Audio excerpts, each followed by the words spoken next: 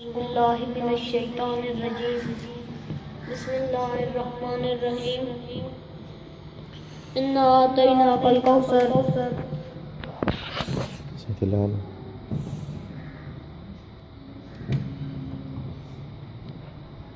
ٹھیک ہے آواز چکسی تم آواز کر دیں انا اعطیناک الکوثر فصلی لربک وانحر ان شانئک هو الابتر قال النبی صلی اللہ علیہ وسلم لا يؤمن احدكم حتى اكون احب اليه من والده وولده والناس اجمعین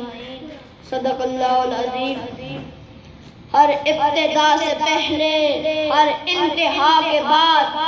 ہر ابتدا سے پہلے ہر انتہا کے بعد ذات نبی بلند ہے، ذات خدا کے بعد ہر ابتدا سے پہلے ہر انتہا کے بعد ذات نبی بلند ہے، ذات خدا کے بعد دنیا میں جتنے لوگ ہیں تیرا ان کے لائق میں سبھی کو مانتا ہوں مصطفیٰ کے بعد کی محمد سے وفا تو نے تو ہم تیرے ہیں، یہ جہاں چیز ہے کہ قلم تیرے ہیں۔ میرے معزز سادہ کرام اور میرے ساتھیوں، میں نے آپ کے سامنے قرآن کریم کے ایک سورت اور حضور اکرم صلی اللہ علیہ وسلم کی ایک حدیث مبارکہ تلاوت کی ہے۔ دنیا میں اللہ تعالیٰ کی ذات کے بعد پیارے نبی حضرت محمد صلی اللہ علیہ وسلم کا مقام سب سے بلند ہے۔ آج سے پہلے جتنے بھی نبی دنیا میں آئے ہیں، ہر نبی کو اللہ تعالیٰ نے قوم کی طرف بھیجا، لیکن حضور صلی اللہ علیہ وسلم کو اللہ تعالیٰ نے تمام کائنات کے لیے نبی بنا کر بھیجا۔ آپ صلی اللہ علیہ وسلم کو اللہ تعالیٰ نے